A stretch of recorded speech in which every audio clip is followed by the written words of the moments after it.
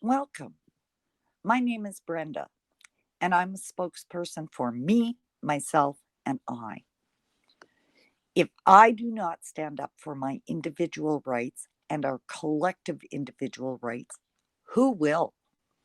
If we don't stand together to protect those rights, we deserve to lose them. The purpose of this 8 module series: one, to inform people about the depth of deceit and corruption that our government is founded upon. Two, to teach people the process by which we can sidestep this corrupted system that now rules us. Three, take action to set the process in motion. And four, the end goal is to seat a constitutional government. Will this process work? There's no guarantees, but if we leave it up to the politicians to fix, it's as bad as letting the thieves make the laws. They're not about to fix the problem now or ever. They went to great lengths to keep us blinded by their education programs and deceptive practices to even warrant thoughts about our need to change them. Each module is designed to give you enough information about our current state of affairs to encourage you to do more research for solutions going forward. When a society is fully aware of the tactics being used to subdue it into submission, it will stand up to the tyranny. These modules were created to help us learn to work together. We cannot leave it up to the politicians, upper law society, and the multinational conglomerate corporations or world organizations like the United Nations, the World Health Organization, and the World Banks.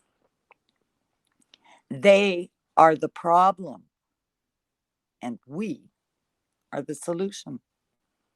Not we as in the myth is Canada, but we as a nation of people who value their rights. The freedom to protect those rights is diminishing rapidly in Canada. Are you tired of the propaganda and the outright lies telling us it's for the higher good? Are you willing to sacrifice your freedom of speech, the freedom to think critically, or openly challenge the group consensus? My first question is always, which group of people wants that? Only to find out it's a non existent group that the media created in an op ed to influence the public on behalf of the government or multinational conglomerates and industries like Big Pharma. They use organizations like the World Health Organization to sell their next vaccine or miracle cure. Or they'll use the United Nations to sell their brand of politics. If you really believe the propaganda, they'll sell you anything. What can be done? Oh, there's 1 million answers in Saskatchewan, 4 million in Alberta, and 37 million across this country. That's right, we're the answer. We at the Myth is Canada provide an atmosphere where people can learn the steps that need to be taken in order to bring about the change that we all so desperately want. I believe that when people truly comprehend the process and how this can improve their lives, our numbers will grow. People can't openly discuss those things which they don't understand. If they cannot see it working in their own mind, how can they possibly talk about the solution to their friends and neighbors? Rather than complain about waking up the sheeple, we are providing an open framework to allow the collective minds to come together to make this happen. We just need to get started. The purpose of Module 1 is to prove without a doubt that we do not have a constitution, that each so-called province is actually a country unto itself, and that the political actors we have running this landmass we call Canada are imposters, masters of illusion, and outright corrupt. The dates on this timeline are important to remember. There are a lot of historical events that have shaped our lives. The events of the past and the foundation this government was built on is all an elaborate illusion. You will see how history repeats itself, including today, with our voluntary lockdown and medically induced martial law. I don't admit to being a history major or even a minor, but when something this ginormous comes into my consciousness, it's like a horrific picture. I can't unsee it. I cannot ignore it, and I certainly will not hide it to protect our good name. So rather than appear that I know it all, I will give the Reader's Digest account. You will find the documentation for the research at themythiscanada.ca, or you could delve into the parliamentary archives in both England and Canada for yourself. There are also some books. I call them illegal, but they're just hard to get in Canada. They're written by Russell Rogers Smith. Those books are Ho Canada, Inside Canada, and Alberta Has the Sovereign Right. You can get copies of those PDF versions from Doug Force, Duke Willis, Kathy Garrigan, John Mahalik, or myself.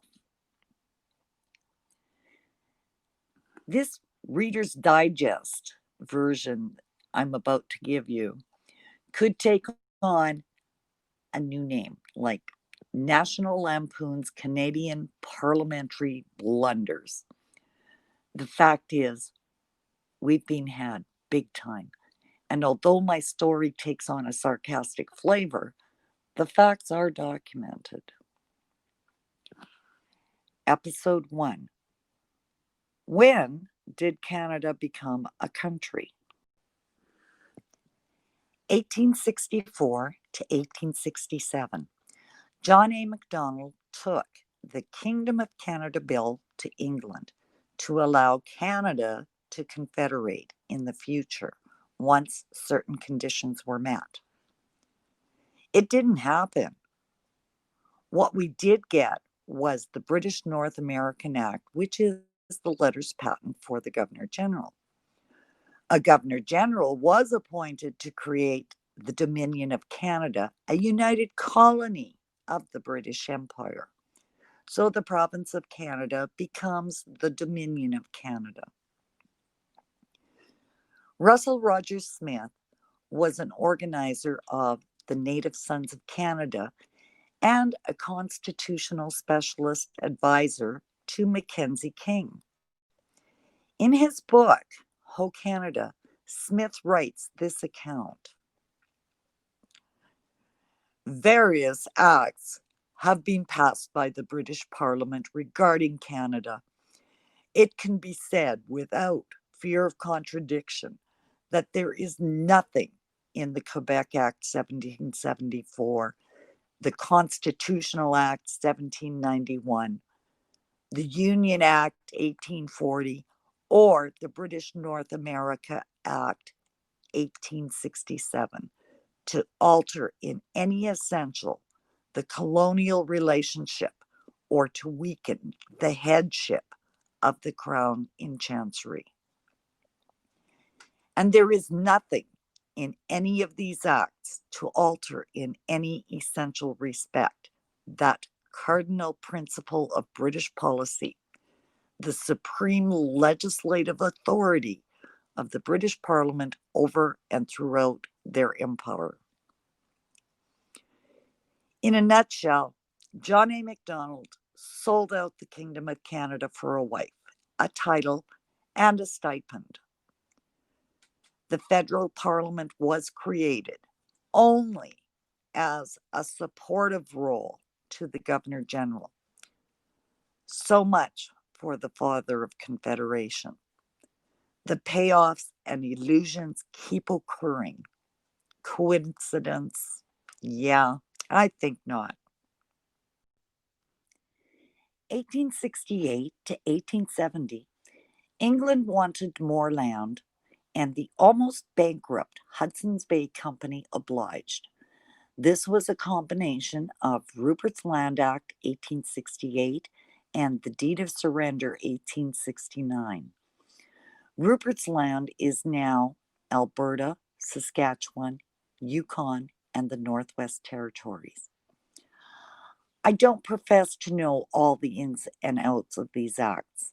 What I do know is that the Deed of Surrender, or Rupert's Land and Northwestern Territory Order, was an 1870 British Order in Council that transferred the use of Rupert's Land and the Northwestern Territory from the Hudson's Bay Company to the newly created Dominion of Canada. The deed ended 200 years of Hudson's Bay control over the lands and began the Western Canadian expansion. While the actual Deed of Surrender was only a schedule in the order, the name Deed of Surrender is generally understood to refer to the document as a whole. Often confused with Rupert's Land Act 1868, the deed is different, as the act only expressed that the United Kingdom and the Dominion of Canada permitted the transfer, but did not settle on the details of the exchange. Those details are outlined in the Deed of Surrender. These acts were designed to control the vast resources and keep we the people in servitude, paying for Britain's war expenses. For those history buffs, the Myth is Canada has tutorial videos that go into these acts in detail. Episode 2. Let the games begin. 1893, the Statute Law Revision Act repealed several sections of the British North American Act 1867, including the enacting clause and Section 2, removing the heirs and successors of the monarchy. In 1901, Queen Victoria died on January 22nd, ending the Victorian era of the British Empire. How does this affect Canada? Well, it actually ended the Dominion of Canada, but the British Parliament needed to hide that detail. 1900 to 1930 was particularly stressful for the British Empire. It was now failing, with Australia leaving in 1901. The other colonies moved on as well, with the exception of the Dominion of Canada. With the event of World War I, turmoil and chaos were rampant. The British colonies were unaware of the implications that the Statute Law Revision Act had put into effect. Several secret imperial conferences were held between 1907 and 1930 to try to resolve the problem of the empire's hold over their colonies and dominions. The Dominion of Canada, the resource-rich dominion of all dominions, was indeed a valuable asset. Britain could not continue supporting the increasing demands of the Dominion governments, and the Dominions wanted autonomy. So in 1926, the Imperial Conference passed the Balfour Declaration, allowing the Dominions to self-govern under the new title, the British Commonwealth of Nations. Native Sons of Canada held meetings to address the constitutional anomaly. The minutes of the 1926 meeting were given to Mackenzie King. The clauses that pertain to Canada were adopted into the Balfour Declaration 1926 verbatim, allowing the provinces of Canada, not the federal government, the equivalence of the other Commonwealth nations. The Balfour Declaration was later adopted into the Statute of Westminster. December 11th, 1931, the Statute of Westminster changed the definition of the colonies and dominions. As free nations, they could now merge as members of the British Commonwealth of Nations. Let's have a look at the sections regarding Canada. Section 7.1 states, nothing in this act shall be deemed to apply to the repeal, amendment, or alteration of the British North American Acts 1867 to 1930, or any order, rule, or regulation made thereunder. Well, that makes sense, considering that the British North American Acts were acts of the United Kingdom Parliament and not of the Canadian Parliament. How could the Canadian Parliament or legislature make changes to them? Remember that the federal parliament was created only as a supportive role to the Governor General. Section 7.2 states, the provisions of Section 2 of this Act shall extend to the laws made by any of the provinces of Canada and to the powers of the legislatures of such provinces. So what that means is provincial legislatures cannot make laws under the Colonial Validity Act, but now have the authority to create their own laws, as long as they don't contradict what's already there. Section 7.3 reads, the powers conferred by this Act upon the Parliament of Canada or upon the legislatures of the provinces shall be restricted to the enactment of laws in relation to matters within the competence of the Parliament of Canada or any of the legislatures of the provinces, respectively. In Section 7.3, politicians were trying to leave open the doors to a foothold. So, Section 3 cancels the Colonial Validities Act, where a de jure federation would not have to follow the Act. Section 11 states, notwithstanding anything in the Interpretation Act 1889, the expression colony shall not, in any act of the Parliament of the United Kingdom passed after the commencement of this act, include a dominion or any province or state forming part of a dominion.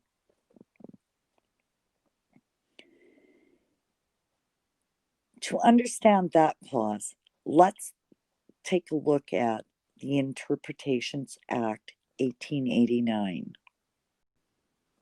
Section 18, Clause 3 of the Interpretations Act 1889 reads, the expression colony shall mean any part of Her Majesty's dominions exclusive of the British Isles and of British India, and where parts of such dominions are under both a central and a local legislature, all parts under the central legislature shall, for the purposes of this definition, be deemed to be one colony.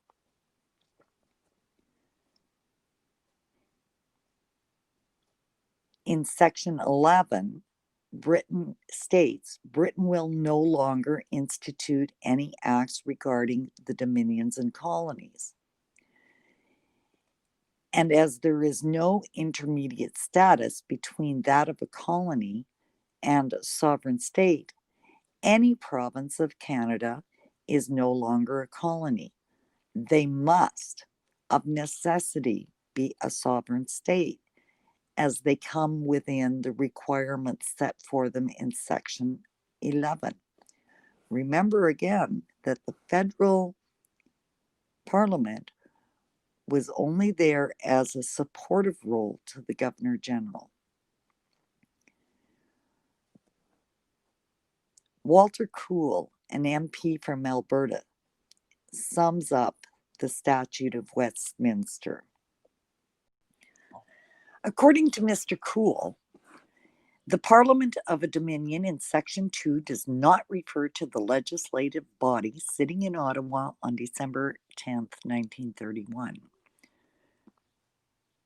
The legislative body sitting in Ottawa the day before the Statute of Westminster was passed, according to the Interpretations Act of 1889, Section 18, Paragraph 3, was the central legislature of a united colony, whose only function and authority was to aid and advise the Governor General as the agent of the British government.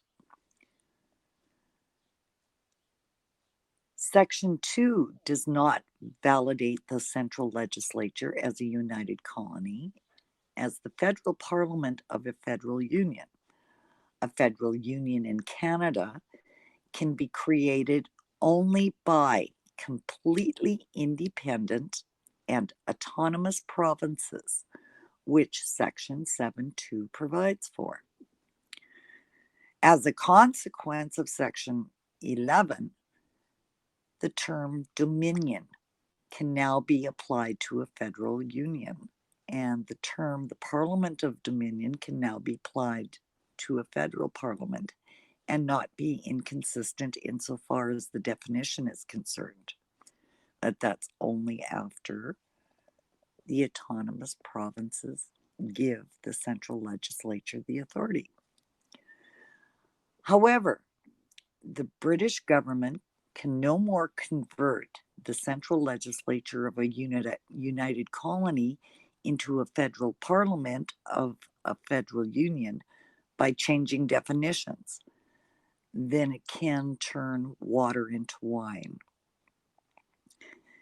The only validity that the British North American Act has since December 11th, 1931, is as a guide to the creation of a federal union, which only the provinces can bring about. The provinces of Canada are free to use it as a guide in the creation of a federal constitution, or they may reject it completely in favor of a constitution of their own making. As an analogy, it might be said that the relationship into which the original provinces entered under the British North American Act was a sort of shotgun marriage. They were forced into a united colony against their will. The Statute of Westminster gave the provinces their independence so they could consummate a voluntary marriage, but they have not yet done so. Ever since December 11th, 1931, the provinces have been living common law with Ottawa and have the right to terminate this arrangement anytime they wish. In December of 1931, the British government recalled their Governor General for the Dominion of Canada and said in the future, no department of the government of the United Kingdom is concerned in any way with the appointment of another December 12th, 1931, the Dominion of Canada ceased to exist.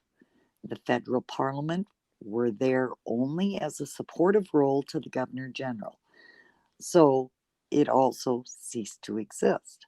However, they did not want to give up their power, so they acted as if nothing changed. So the Statute of Westminster left the Canadian Parliament in a very awkward state. There's no Canadian constitution constituting a federal government. They had no monarch that held the lie together. They had been operating under the British North American Act, which was the letters patent for the Governor General. And now there's no Governor General.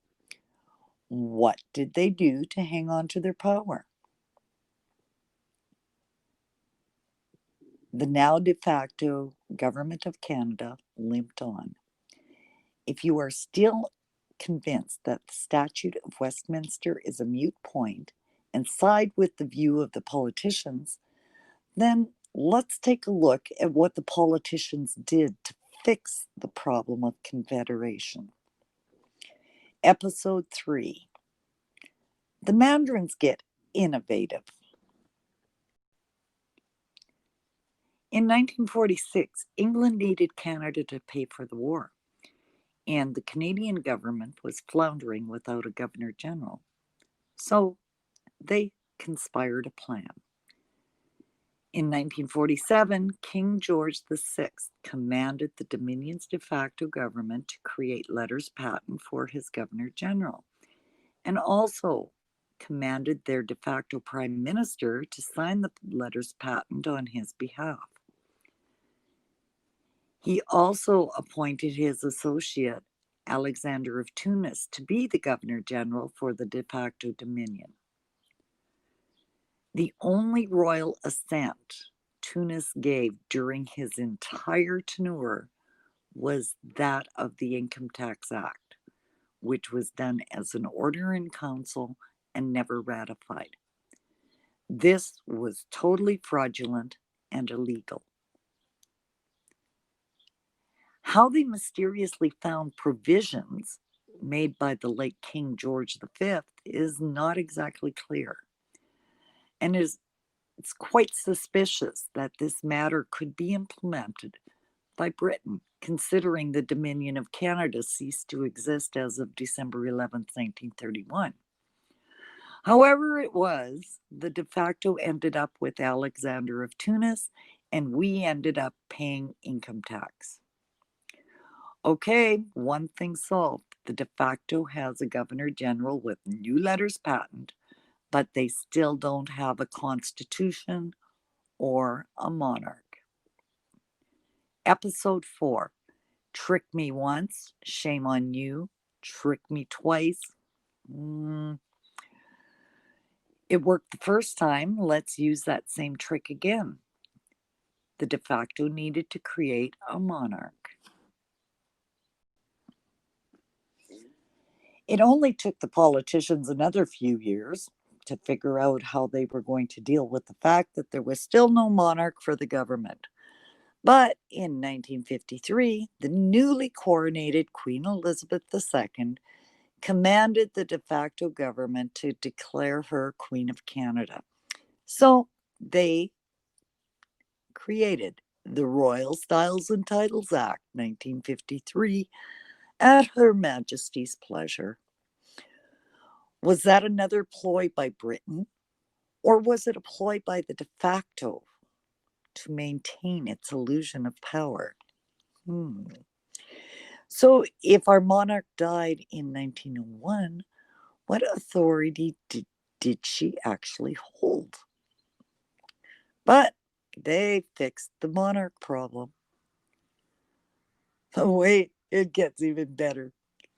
Spring forward to the de facto solution for a constitution. Using their old ploy, seeing that it worked in 1947 and again in 1953, the circle of lies just keeps repeating, each one building off the previous one. So let's do it again. 1982, Prime Minister Pierre Trudeau decides to repatriate the Constitution. That's what he tells the Canadian people. He takes it to the Queen of England to have her Parliament create the Canada Act or Constitution Act. The de facto Prime Minister brings back the Government of Canada Incorporated, along with a photocopy of the original British North American Act 1867, which can't be opened. The Queen of Canada's proclamation declares the Charter of Rights and Freedoms Constitution Act to be supreme law upon repealing Section 59 of the Act. To this day, in 2020, it has still not been done, and no new proclamation has been made as per the original. Section 59 pertains to the Language Act, and Quebec will not sign off on it. So we have an illegal government in Canada. Not only de facto, but it is now illegal according to their own rules. How do they maintain the illusion? Well, there's lots of ways, but here's one. That's it. Let's use the divide and conquer strategy. We'll allow them to vote for either the left or the right side of the political body. They'll be so busy determining who is right amongst themselves, they won't see that it's all the same evil body. The Privy Council determining the direction that the Corporation of Canada takes.